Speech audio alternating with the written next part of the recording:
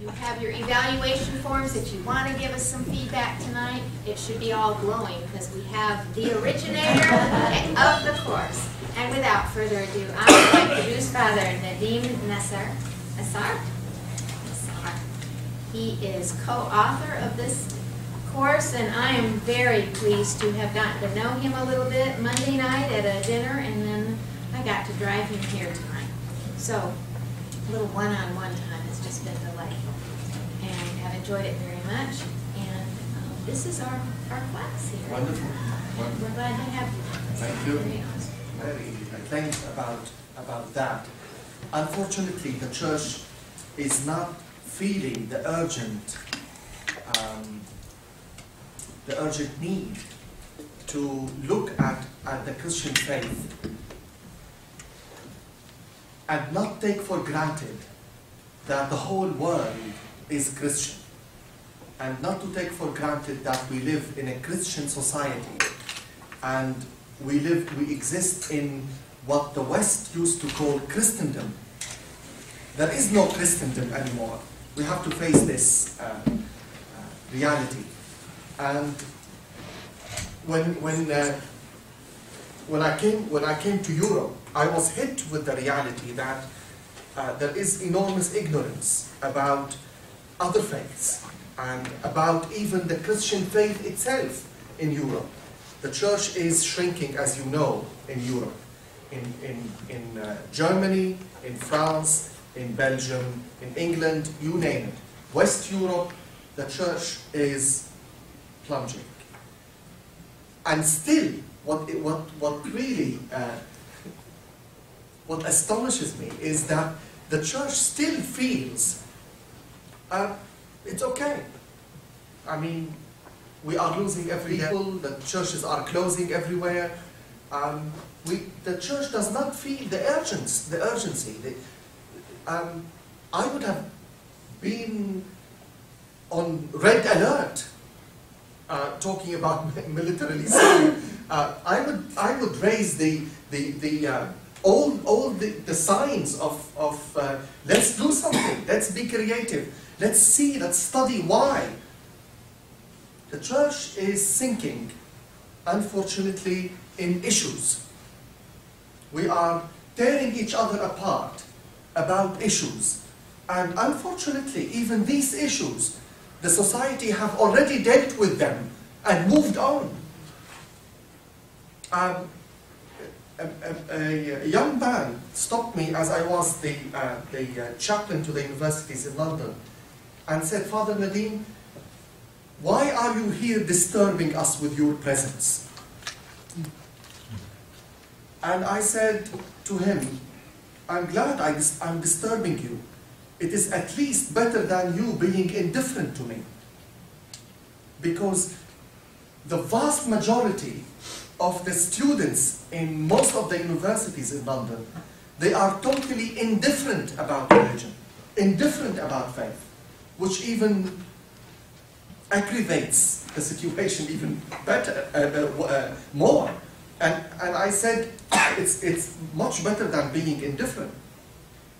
But why am I disturbing you? He said, "Well, when I look at the church, I see only a bunch of people fighting about issues which society have moved on a light year ahead of you.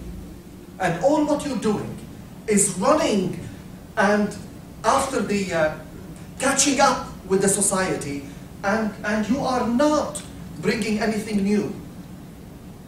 He said, "Tell me, after all this bashing and fighting and hurting each other and about sexuality, what have you brought to the debate about sexuality?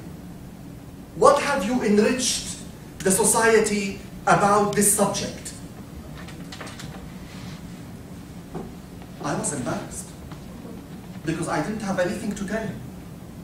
That we enriched society or sociology or psychology or even medicine about our debate. So, what we thought in the foundation, how can we bring something new, a new approach to the Christian faith, which takes Christianity very seriously, but at the same time looks beyond Christianity and bring other faiths into conversation. My brother is a captain of a ship, and I was blessed to go on a trip with him. And his ship was, don't have too much fantasy. It wasn't a passenger ship or any QE2. It was a cargo ship. So I was the only passenger on a cargo ship. It was still fantastic. It was beautiful. And every night, during the night, was the shift of my brother. And every night I spent the shift with him on the bridge, just him and I. And something challenged me tremendously and taught me a big lesson about Christianity through the career of my brother. When my brother every night wanted to locate the ship, where the ship is, what do you think he used? More references outside the ship or inside the ship? What would he have used? GPS. Hmm? GPS system. Yes, everything you can think. But most of the references were outside the ship or inside the ship? Outside. Outside the ship, that's true. That's true. It was about 70% outside the ship and 30% inside the ship. To locate the ship. But what we are doing in the church, we are looking 99% inside the ship. And we are not paying attention at all what is going on outside the ship. And because of that, the ship is wandering around in the sea, hitting here, hitting there. We are walking without a lighthouse. And this is the problem. We have been so busy with ourselves.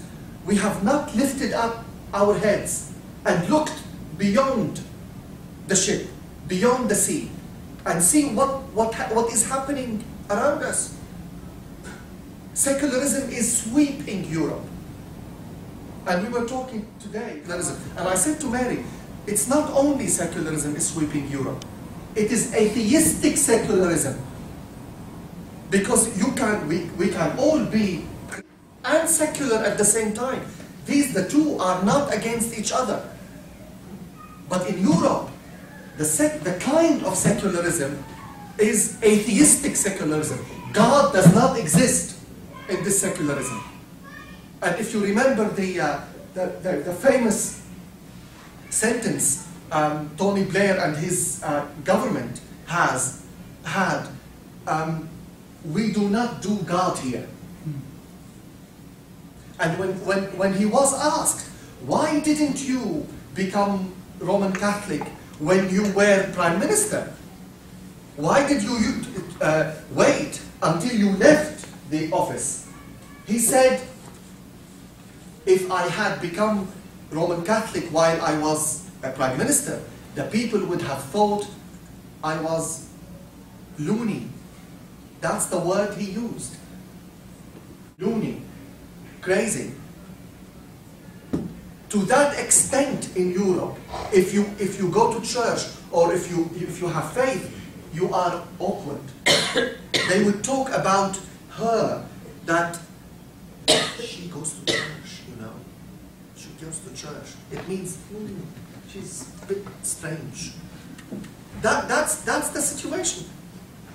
While in the Middle East is complete, because in the Middle East, faith is knitted together in everyday life.